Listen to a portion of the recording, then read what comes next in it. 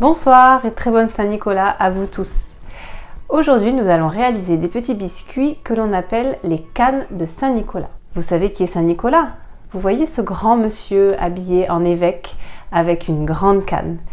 On le fait surtout en Alsace-Lorraine, dans l'est de la France ou dans les pays comme la Belgique et l'Allemagne. Et connaissez-vous la légende de Saint-Nicolas? 3 petits enfants perdus ont un jour frappé chez un boucher qui les a gentiment accueillis et enfermés dans un tonneau afin de les saler et de les manger par la suite.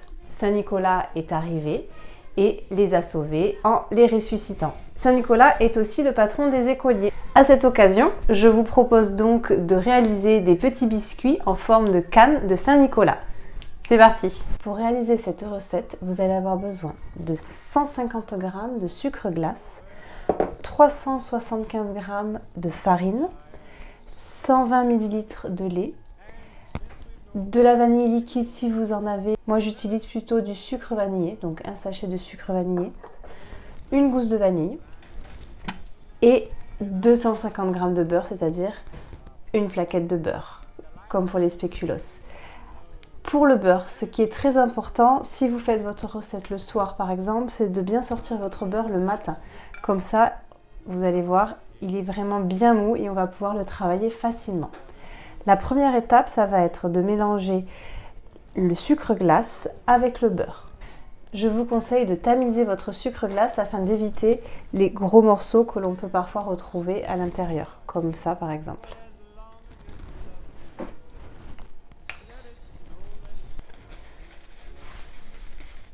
Et donc maintenant, vous allez incorporer votre sucre glace dans le beurre. Vous pouvez utiliser une spatule pour le faire. Alors, j'avoue que j'aime bien travailler avec les mains. En revanche, à un moment donné, je vais être obligée de prendre une spatule afin que le beurre ne fonde pas trop. Je fais le plus gros à la main. Le problème, c'est que le beurre va avoir tendance à fondre avec la chaleur des mains. Donc, on ne le travaille pas trop avec les mains, grossièrement dans un premier temps. Je vais donc maintenant terminer de préparer mon mélange avec une spatule afin que le beurre ne fonde pas trop. Donc tout simplement, vous mélangez jusqu'à ce que le sucre glace et le beurre soient bien mélangés. Là, on ne voit plus de sucre. Donc, pour cette étape, c'est terminé. On va maintenant ajouter le liquide. Si vous utilisez de la vanille liquide, ce sera le moment de l'incorporer. Vous prenez votre lait, de préférence à température ambiante. À température ambiante pour que le beurre reste mou et ne redurcisse pas. Et à nouveau, on remélange. Je vous déconseille de réaliser cette recette avec votre robot. Pourquoi? Votre beurre risque de trancher. Donc, on va mélanger ça grossièrement. On va incorporer une partie du lait, mais pas forcément tout. Si vous n'y arrivez pas, c'est pas grave. Le reste du mélange se fera avec la farine. Je vais passer maintenant à l'ajout des ingrédients secs, c'est-à-dire la farine et mon sucre vanillé. Le sucre vanillé peut y aller directement. Quant à la farine, je vais devoir la tamiser. On va mélanger en plusieurs étapes, comme ça ce ne sera pas trop difficile. Voilà, là le lait se mélange beaucoup plus facilement. Voilà, donc on obtient déjà une première pâte qui est encore très molle bien sûr. Pour plus de facilité, on va incorporer notre vanille à ce moment-là. Fendre la gousse en deux, comme ceci. Et voilà, on récupère des petites graines de vanille. Ne jetez pas les gousses, gardez-les soit pour aromatiser votre sucre, vous les mettez directement dans votre pot de sucre, ou bien vous pouvez les garder pour d'autres recettes. Moi, je les utilise très souvent pour faire un flan à la vanille. D'ailleurs, le flan à la vanille de mon autre grand-mère, du côté de ma maman. Si ça vous intéresse, n'hésitez pas à me le dire et je vous transmettrai la recette. Voilà, vous mélangez bien. Et maintenant, on met le reste de la farine.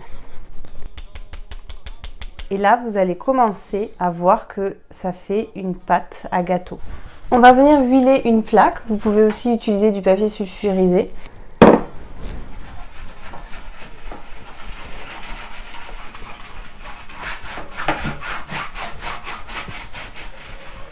De mon côté, je rajoute toujours un petit peu de farine pour être vraiment sûre que ma préparation ne colle pas par la suite. Vous allez avoir besoin d'une poche à douille et une douille cannelée. Une douille cannelée, ça ressemble à ça. C'est la même douille que l'on utilise pour les nappages des cupcakes. Pour ceux qui ne connaîtraient pas le système, on prend la poche, la douille, on rentre la douille par le grand côté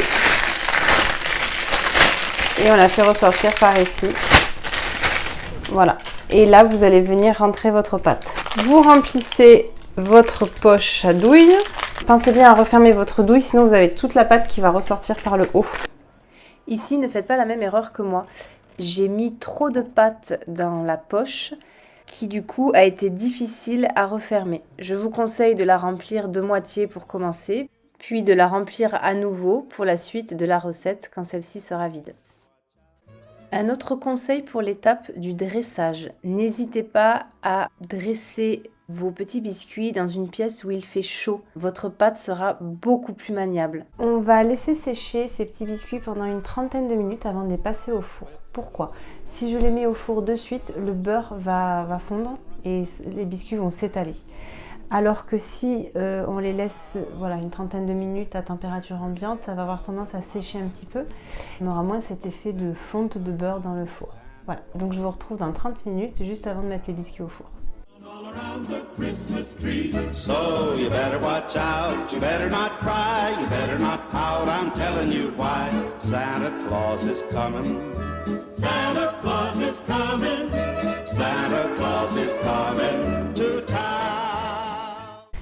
Voilà, les petits biscuits sont prêts. On a bien la forme d'une canne. Comme c'est la première fois que je réalise ces gâteaux, je vais me dévouer pour goûter le petit biscuit qui est encore chaud.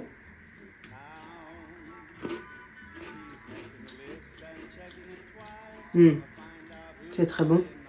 Il y a vraiment le goût de la vanille qui ressort avec le croustillant du petit biscuit. Très bonne recette, je valide. Je pense qu'il sera encore meilleur demain, bien froid. C'était donc les cannes de Saint-Nicolas. J'espère que cette nouvelle recette vous aura plu. N'hésitez pas à me le signaler en vous abonnant et en mettant un petit pouce bleu. Demain, ne manquez pas notre rendez-vous. Voici un petit indice sur le sujet de la recette. Nous restons en Alsace. À demain!